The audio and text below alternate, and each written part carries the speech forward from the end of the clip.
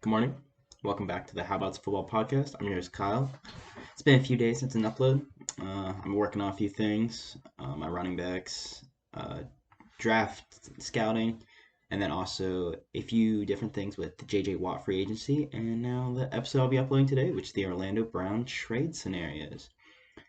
I feel like I have pretty good knowledge on this. As a Ravens fan, I got to watch Orlando Brown over the past 3 years, and I know the entire situation, what's going down. So I'll break it down a little bit. Left tackle, that's what he wants to play. Former right tackle with the Ravens, Orlando Brown Jr., who I'll be referencing as OBJ during the episode. So just know when I say OBJ, I'm not talking about Odell Beckham. I'm talking about Orlando Brown Jr. Has requested a trade from the Ravens. His father, Orlando Brown Sr., did play in the NFL, including playing for the Ravens back in the early 2000s before passing away in 2011. Orlando Brown Sr. Has always wanted his son before his passing to play left tackle, and because it's like a kind of a dying wish for Orlando Brown Sr., Orlando Brown Jr. does want to complete that. And it's also a much more important tackle position in football. I think that's the reason why Orlando Brown Sr. wants him to play it more than right tackle, because you cover the right-handed quarterback's blind side. They also get paid a lot more at right tackle than left tackle, and including that, I believe it's like 87% of the quarterbacks in the NFL are right-handed. It's much more important. Now, the problem here is Baltimore already has a starting left tackle, and a fairly good one at that, with Ronnie Stanley. Baltimore ended up making Ronnie Stanley one of the highest paid left tackles in the NFL. Might be the highest paid. I think Larry Tunsil actually has that. Back in October 30th of 2020, they gave him a 5-year, $98.75 million contract. They gave Marlon Humphrey the exact same contract about 3 days later. Stanley considered the best left tackle in football by many before he ended up breaking his ankle versus Pittsburgh back in their first matchup this season, which came in week 7. This wasn't the COVID game. This was the first actual matchup. Now he's fully recovered since then, and he'll be back in time for training camp, ready to go. So now the question is, what does Baltimore do with Orlando Brown Jr., or OBJ? He was adamant on playing left tackle, and I can see where he's coming from.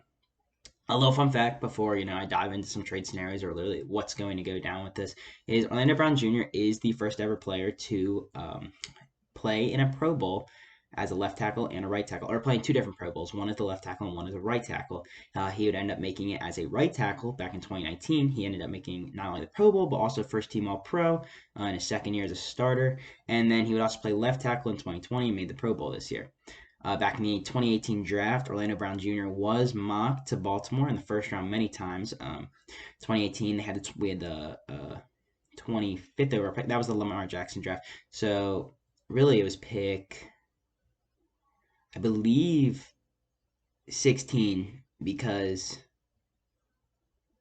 they would trade back to 22 with the Titans. They would trade back to 25 again, or 22 with the Falcons, then trade back to 25 with the Titans. Ultimately selecting Hayden Hurst with that pick, then picking Lamar Jackson at 32, then picking Mark Andrews, then picking Orlando Brown Jr., or maybe that's flipped. Maybe it's Orlando Brown Jr. before Mark Andrews. Either way, he would fall really far. He would fall all the way to the end of the third round after a horrendous showing at the combine. I think he ran like a 5.8 or like 6.1 40-yard dash, one of the worst times of all time. And he he had a really rough bench press. And it just shows that the combine doesn't really matter for some players when it comes to skill. Now, the first option for Baltimore is he could just say, hey, you're going to play right tackle and you're going to deal with it. Very unlikely from this organization. It would also do that to the fact that it wouldn't help either group in this. It wouldn't help Orlando Brown Jr. It wouldn't help the Ravens in this scenario. Now, Brown, he could hold out. He would lower his value as a player, limiting the trade offerings that are coming in, the teams that are offering. It could also hurt his stature and his build, not being away from the training. And this would also hurt the Ravens, as Brown is about to play on his final year of his rookie contract, and they would like to get something in return for him before he hits the free agency market. Franchise tagging him after the end of next season wouldn't help either, because there would be nearly a $20 million cap hit, and no team is going to want to trade a first rounder for something like that. Now, another option would be move Ronnie Stanley to right tackle and allow OBJ to play left tackle. This is also unlikely due to, just not knowing how Ronnie Stanley would feel about this as the starting left tackle for the past 3 years. And the money that Baltimore is now paying the starting left tackle to play right tackle is just not good to have his nickname's Megatron, but Ronnie Stanley to play right tackle. Orlando Brown did say that money was an issue uh, with the whole scenario of playing left tackle, but I doubt that he's going to take a team friendly deal in order to play left tackle for the Ravens. He's going to be looking for a large contract. And I mean, the Ravens are already paying Ronnie Stanley a extremely large contract. So what does that leave? A few trade scenarios. I'm going to dive into the 3 trade scenarios that I have. I'd like to see, which I think these 3 are most likely to happen. And I'll specify that Baltimore has already told teams that the minimum in order to receive Orlando Brown Jr. in a trade is going to be a first rounder, and also depends on where in the first round. Expect Baltimore to either target like a high pick, a top 15 pick, or a lower pick, 16 to 30 range, and a quality player, or like a later overall pick. And if they're looking for a quality player, I say they ended up targeting a wide receiver. Also, before anyone asks, no, the Dolphins will not be on this list. Yes, they are one of the most tackle-needy teams that I expect them to target tackle in the draft with one of their higher picks, whether it be 3 or 18. But they have Tua Tagovailoa behind center now, and Tua is a left-handed quarterback. The Dolphins aren't going to go break the bank on Orlando Brown Jr. with the trade and also giving him a new contract when he wouldn't even be covering Tua's blind side. The first option I'm going to mock a trade to is going to be the Jacksonville Jaguars. For trade scenarios, I have 2 that come along with Jacksonville Jaguars. The first is going to be the 25th overall pick that they received from the Rams back in the Jalen Ramsey trade, and wide receiver DJ Chark for Orlando Brown Jr. and a 5th rounder. The second scenario I see is the 33rd overall pick and DJ Chark for just Orlando Brown Jr. The Jaguars need a starting left tackle after their current one, Cam Robinson, who isn't the best left tackle. I mean, spending a 3rd overall pick on him, he's not anywhere near as good as they think they would be. He'll be hitting free agency here in a few weeks, coming March and the new year. And I think they will be taking. I know they'll be taking Trevor Lawrence with the 1st overall pick, and they can't afford to get him injured the way that Joe Burrow did this year by poor tackle play. I expect the Jaguars to be looking to trade for a quality starting left tackle or drafting very high on a left tackle. Now, they also have the. I think they could end up trading up from the 25th overall pick that they have from the Rams to get up higher to get this left tackle class is one of the deepest in NFL history. But if they want to get somebody like Elijah Vera Tucker, I think they'll trade up towards late teens. The next team that I could see a trade would be the Washington football team. Last offseason, Washington ended up trading their starting left tackle, Trent Williams, to the San Francisco 49ers. I'm not too sure. I think they got a 1st rounder out of that. Or it might have been a 2nd rounder.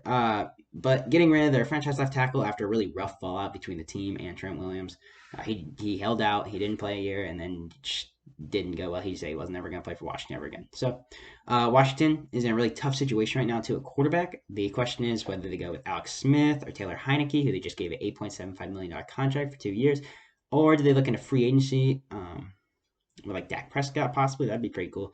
Stay in the same division.